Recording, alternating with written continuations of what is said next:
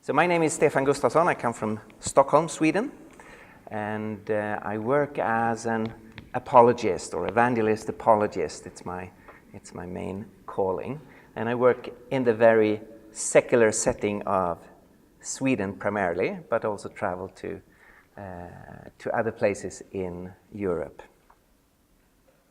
And we have the theme of the art of answering questions. If you share the gospel, there will, of course, be questions of different kinds. And we know in the New Testament we are encouraged to really develop our skills to dialogue with people and answer questions. So in Colossians 4, chapter 6, Paul says, "Let your conversation be always full of grace, seasoned with salt, so that you may know how to answer everyone."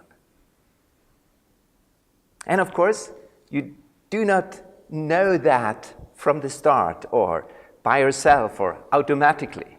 Of course, we need to be dependent upon the Holy Spirit, but we need also to train ourselves and grow and learn.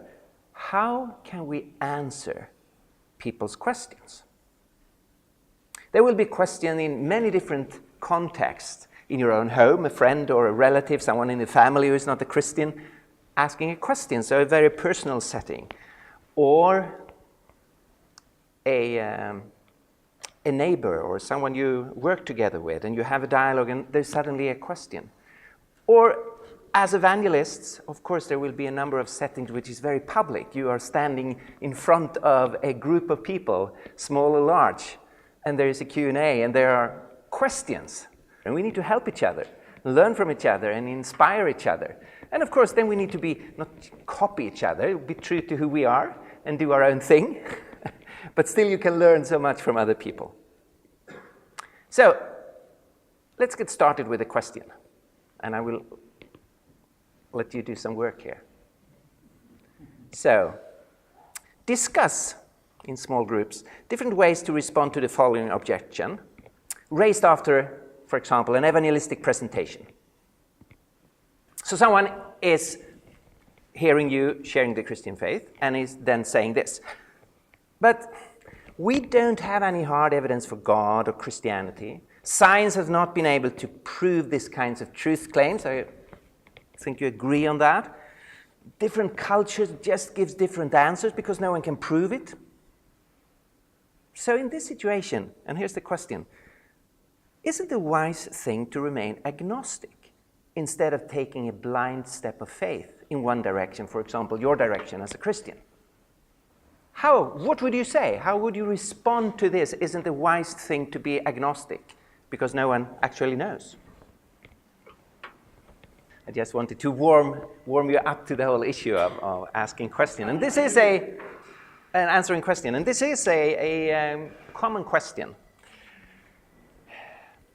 So, the art of answering questions. What can be said about that? I first want to point out that Jesus seemed to love dialogue and conversation and even debates. You study the Gospels and you find some really interesting thing. For example, if you search in the 4 Gospels for the word ask and asked, they will show up 303 times. It's dialogues all over on every page in the Gospels. Answer or answered 145 times. You search for the word preach, you will find just a few places where that is said, or taught. So the main thing in the gospel is actually dialogues going back and forth all the time.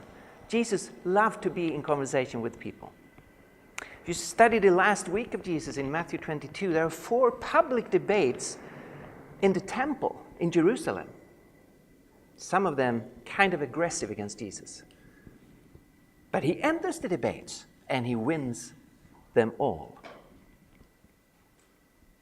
We are called to use Francis Schaeffer's phrase to give honest answers to honest questions. If someone really have a question and they honestly wonders about this, we should try to give an honest and a well thought out answer to that question. What to do with dishonest questions? Of course, a lot of questions are dishonest. Well, there we have a choice. We can see that Jesus, when he was received a dishonest question, sometimes he is answering them, but sometimes he refuses to go into the debate. In Matthew 21, verse 23 to 27, the elders are approaching Jesus with the question, with what authority did you cleanse the temple? That's the issue. And Jesus knew they were not really interested in the answer. So he asks questions to test them. Are you really interested of the truth? Or is this a power play between you and me? So he asked the question, and he says, I will also ask you one question. If you answer that, I will answer your question. With what John's baptism, where did it come from? So what do you think about John the Baptist? And the test comes out very clearly. The issue is, of course, was John sent from heaven, or did he speak just from himself? Was it of human origin? And the elders discussed by themselves and then say, if we say from heaven, he will ask, then why didn't you believe him? But if we say of human origin, we are afraid of the people, for they all hold that John was a prophet. So they answer Jesus, we don't know. You know, they show they are not really interested in truth. They are not pressing on for truth. And then in this case, Jesus said, sorry. Then I will not answer your question. So here we have a choice. Honest questions, always an honest answer. If it's obvious in a dishonest question, sometimes the wise thing is to try to show for people, challenge them, is this a real question? Or what's going on here? Thinking about answering questions, I think we should not only think about specific questions, how to deal with that, but also think about strategies behind our answers. And I will give you a number of concrete answers to common questions, but try to show you the strategy behind how I would usually try to answer the question. So here is not the most popular question for us as evangelists, but you, at least in a student context today, you cannot share the gospel without this coming back as an issue. What do you think about homosexuality?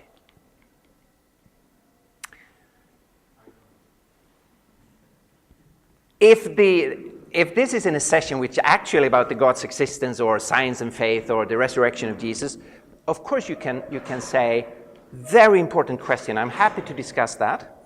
But actually this is a session on the resurrection of Jesus.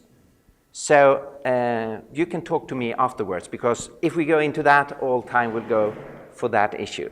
So there are some contexts where you have the freedom not to answer it, but there are other contexts where we have to answer the question, what to do. Well, the strategy I think we need to have here is to deconstruct the prejudices behind the question.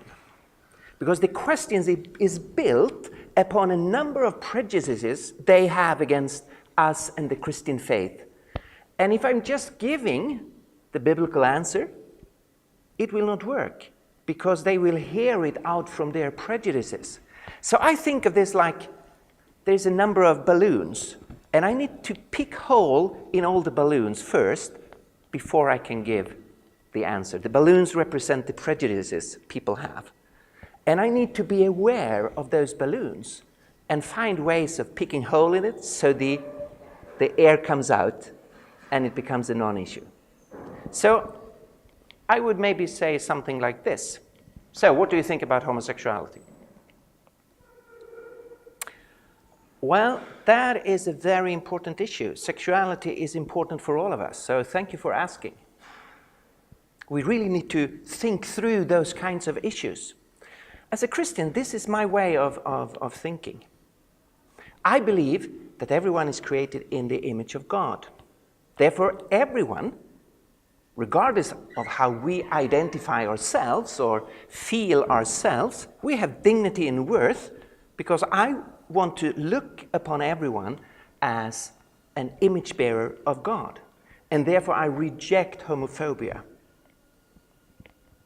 Secondly, as a Christian, my view is not to distinguish between people because I have a very universal view of the brokenness of us, that we all are broken human beings, we are fallen human beings, we are, to use the Christian vocabulary, we are sinners. And we are all at the bottom. So a Christian can actually not look down on someone else. If you are at the bottom together with the rest of humanity, how can you look down on someone? So I don't think we can bring in contempt in those issues. Thirdly, politically, as a Christian, I am a strong advocate for a free society. I think every individual have the right to choose their own way of life. Of course, we need to have some kinds of limit. You're not allowed to hurt someone else. But I think we all can agree on that. But my general perspective here is freedom. You have the right to choose your lifestyle. I have the right to choose my lifestyle. And I will not interfere with your choices. You have genuine freedom, I think we should have, and I have genuine freedom. And we have to think through what kind of way we want to live sexually, all of us. Now, since I'm a Christian and I believe there is a creator who has created this world, of course, for me, the main issue here is, what is the will of God? What is the thinking of God in terms of our bodies, our sexualities, our relationships? So that is the focus for me.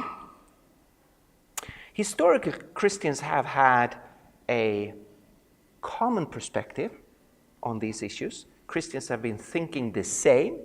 But as many of you know, today you can hear different Christian voices on this issue. And there are two reasons why Christians are divided on this issue.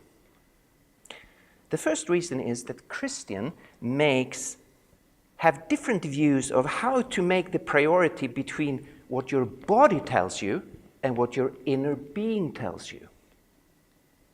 So the traditional view is that if you look at the body, a male body belongs to a female body. If you look to a female body, it tells you it belongs to a male body.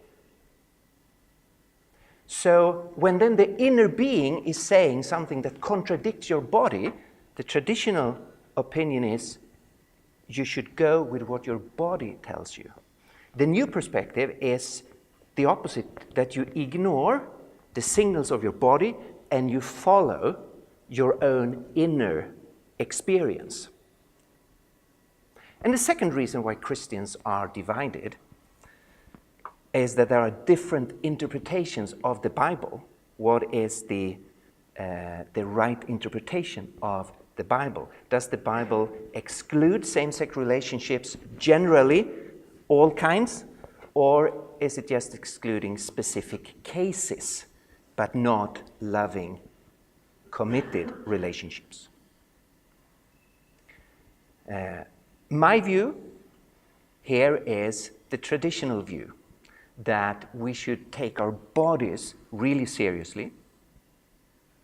And I think it's really clear that a sound interpretation of the biblical texts points towards God's will is for a male and female relationship when we think about sexuality. So you see what I've been doing here. I tried to pick hole in a number of balloons first, and then I went into the Christian answer, and then I did not give my answer, or in this case I have the courage to say the right answer, just, but I wanted to have them to force to think about the different options here. But in the end, I hope you heard that I made a clear statement of what I think the Christian faith is saying here. You will have a chance to come back and react and criticize or comment what I'm doing here. So, secondly,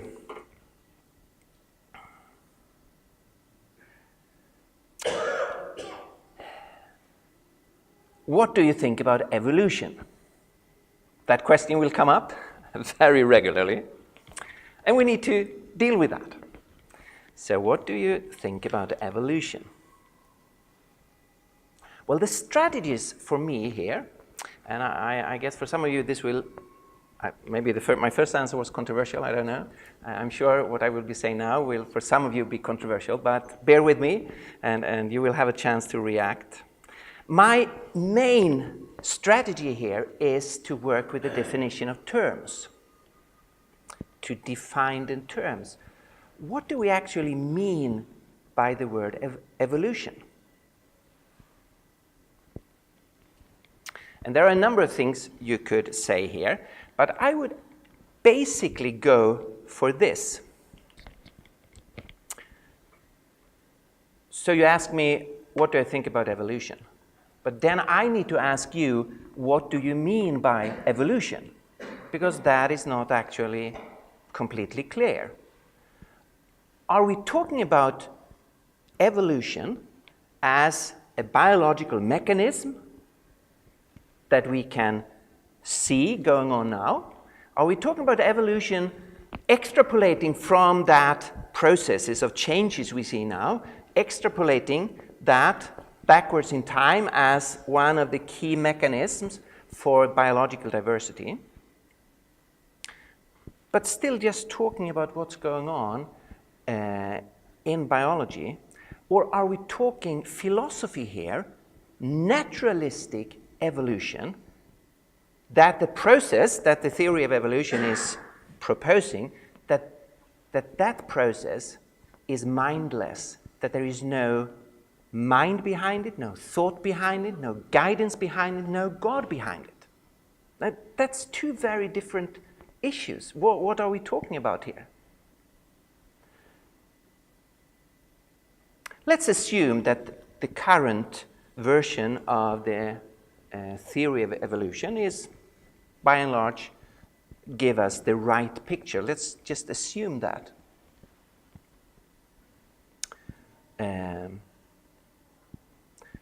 Is that in itself a contradiction to God? No, of course not.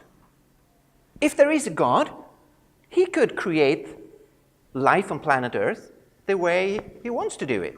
He could do it immediately in 1 second. He could do it during a few days if he wanted.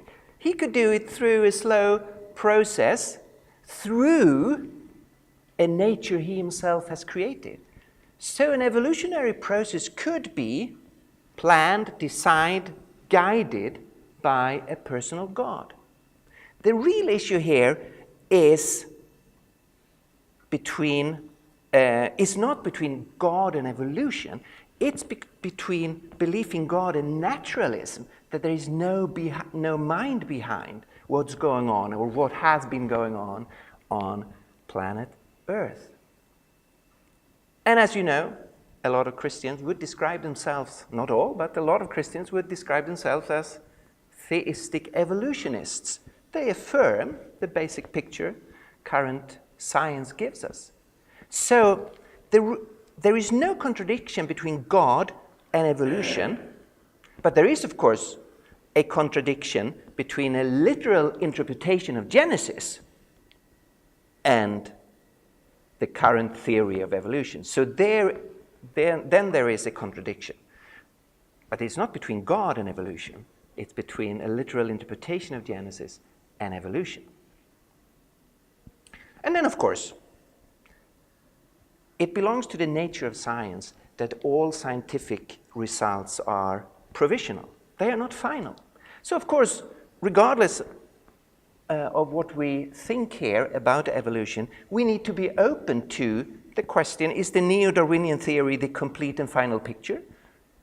All of us need to be open that there might be revisions, there might be changes. We might have to change our view of this.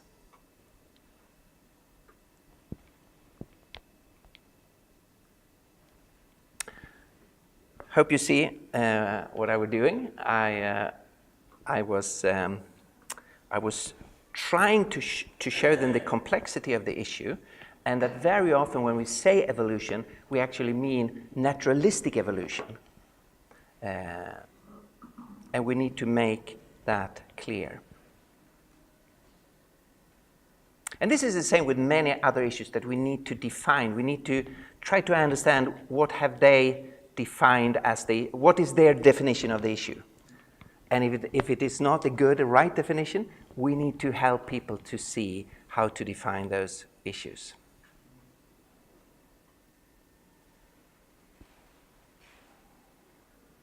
Notice also that I have not taken a stand here on what is actually the best interpretation of Genesis. For most non-Christians, that is not an important issue, and I'm not interested in solving it for them.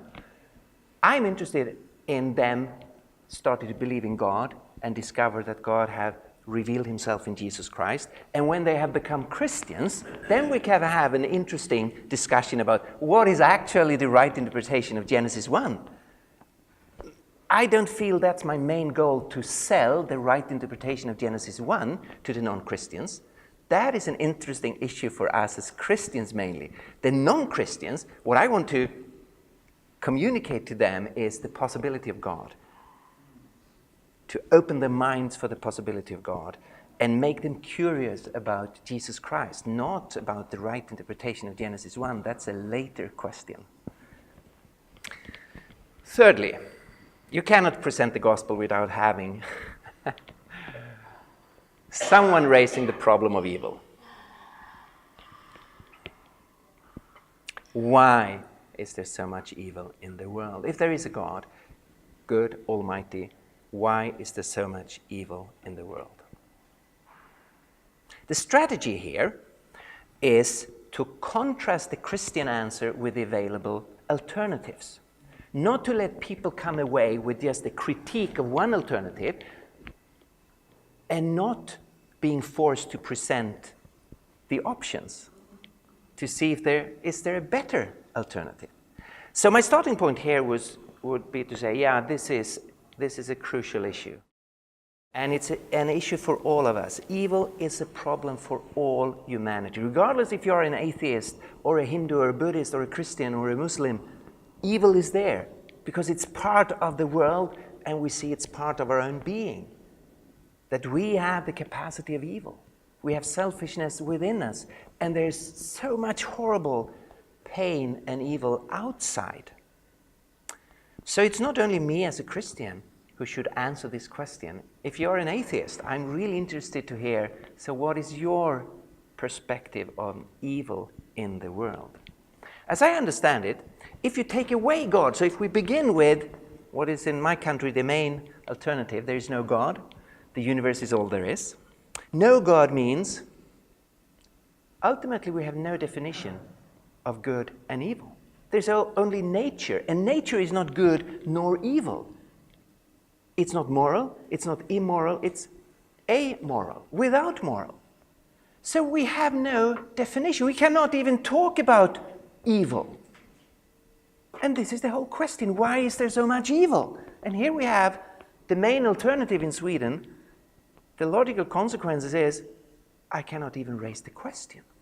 It disappears. And there is no hope, of course, that evil will be defeated and good triumph.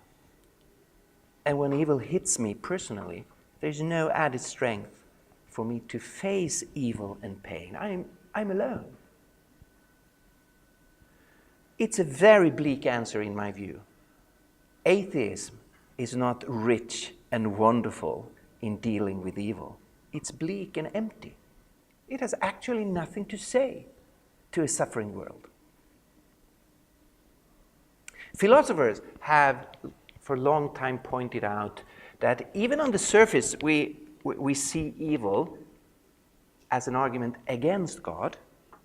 If you start to think about it, it actually works the other way also. Here is a formulation, I think I have it from J.P. Moreland, philosopher and apologist from Biola. An argument from from evil to God. You start with the reality of evil, and you end the argument with God. So, what is evil? Well, just a common sense definition is that evil is a deviation from the way things should be. It's a deviation from the way things should be. Children shouldn't be tortured. That's not the way it should be. It's a deviation. People should not be oppressed. It's a deviation from the way it should be. A man should not physically molest his wife or his children. It's a deviation from the way it should be. Whatever we call evil, this is what we mean. It's besides the way it should be. But evil is a deviation from the way things should be. But then if evil is a deviation from the way things should be, then there is a way things should be. But if there is a way things should be, then there is a moral law that stands above us and above all human situation, telling us how it should be. But if there is a moral law, where does that come from? There must be a moral lawgiver. Then there is a moral reality above us, and a moral lawgiver is part of what we mean by God. So I hope you see the logic here. We start by saying something that shows us it's a deviation from the way things should be. But then we have affirmed there is a way things should be. But if there is a way things should be, we are confronted with a moral law. And if there is a moral law, where does that come from? There must be a moral reality, a moral lawgiver. And then we are actually reaching God. So we start with evil and come to God. I think this is an important point to press the alternative and show here's one way to answer it, here is another way to answer it. And in almost all cases, the Christian's faith will come out much stronger than the alternative. Fourthly, if we talk about Jesus Christ, the whole issue about sources. How do we have knowledge about this historical person? How reliable are the sources we have? What about the New Testament? What about the Gospels? Are the Gospels historically reliable? And here we need to study so we have good background information, because there's so much confusion in the world around us. So we need to actually learn about antiquity and the historical sources we have from antiquity and how well the New Testament fits in there. Just one example. The Gospels, the main sources about Jesus of Nazareth, are very early sources. Scholars agree that they are first century sources. They are written, the standard view, somewhere between 30 and 60 years after the public life of Jesus. So from the 60s and onwards.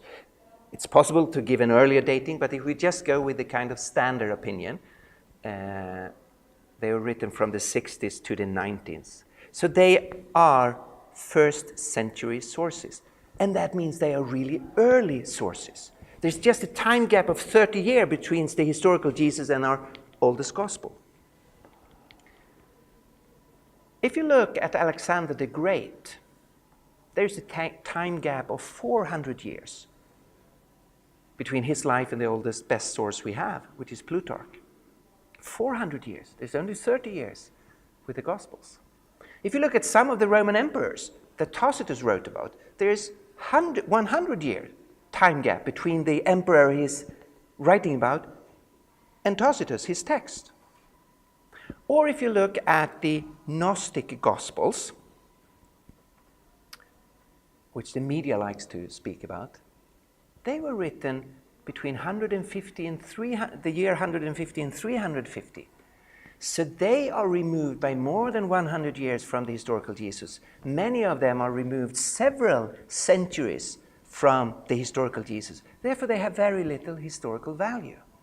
So the Gospels are early sources about Jesus. And we could take up many other examples of the reliability of the Gospels.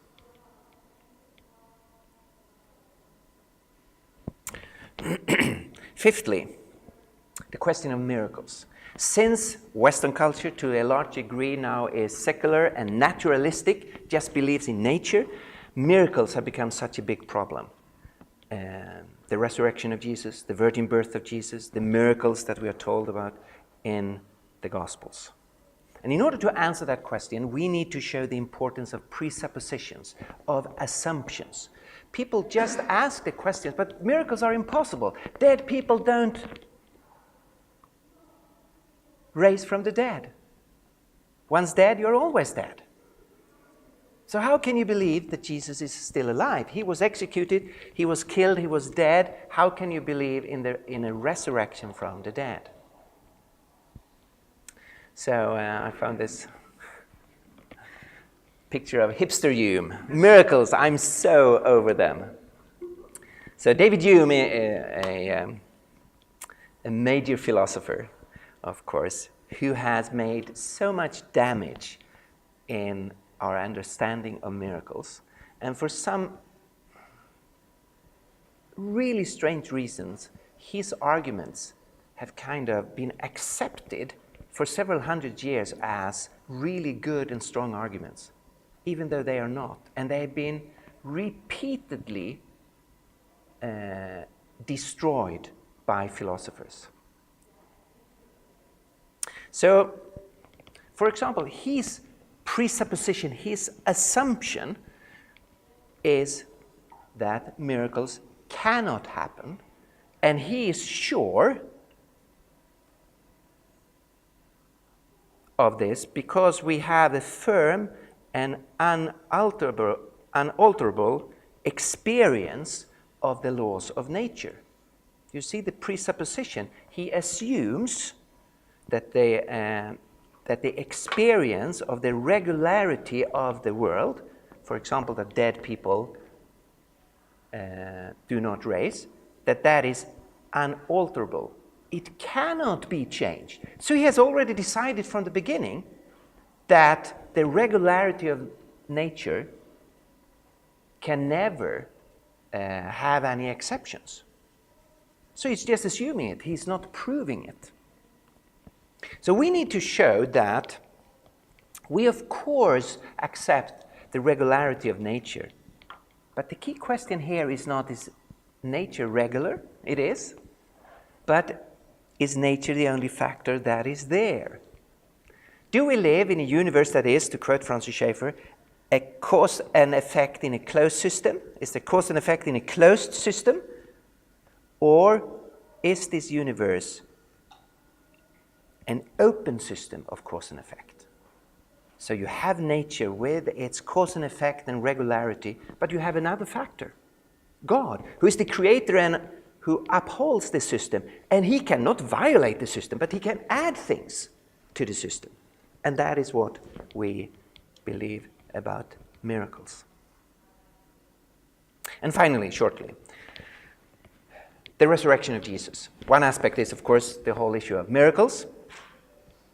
Another issue is presenting the bigger picture. So why do you believe Jesus rose from the dead? What is the meaning of this? We have a natural tendency to go back in history to look at the event itself and start to argue for it was real. God raised Jesus physically, the tomb was empty, and that was what changed the disciples. And of course we should do that. But we shouldn't miss the bigger picture here, which is that we do not believe in an isolated, wonderful event happening back there.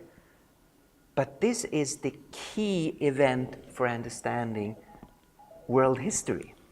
Like this. We need to tell the Christian story so people understand why resurrection is important.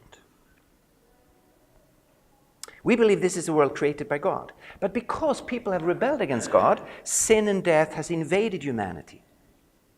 But God has not left us. In a very surprising way, he has decided to win us back to himself. And Jesus Christ is the key here. And when the New Testament talks about Jesus being raised from the dead, it describes him as the firstborn from the dead. It was not Lazarus who was raised earlier, who was the firstborn from death, or other people being raised from the dead according to the Bible, because they were just raised to their former life and then they died. There was nothing with real consequences happening there. Their life was just prolonged a few years and then they died and are still dead. Jesus is the firstborn from the dead. That means his resurrection is the first of something that will affect world history and everyone who belongs to him. It is about an upgrading of human existence, a new way of being human. You know, like we have softwares and then there's a lot of bugs in the software and a number of things it cannot do. And then you're receiving an upgrade. And certainly the bugs are gone and new features are added. That is what we think about the resurrection of Jesus. It's an upgrading of human life. All the bugs of sin are gone and new features are added. And now everyone who accepts Jesus can have an upgrade. You can upgrade your life. That's the point of the resurrection. So we look back at the real event, but we are looking forward when everyone who belongs to him will be upgraded to eternal life, to that life that he brought into the world through his resurrection. And therefore I'm here to invite you to explore Jesus Christ and connect yourself to him and get a hold of this new kind of life.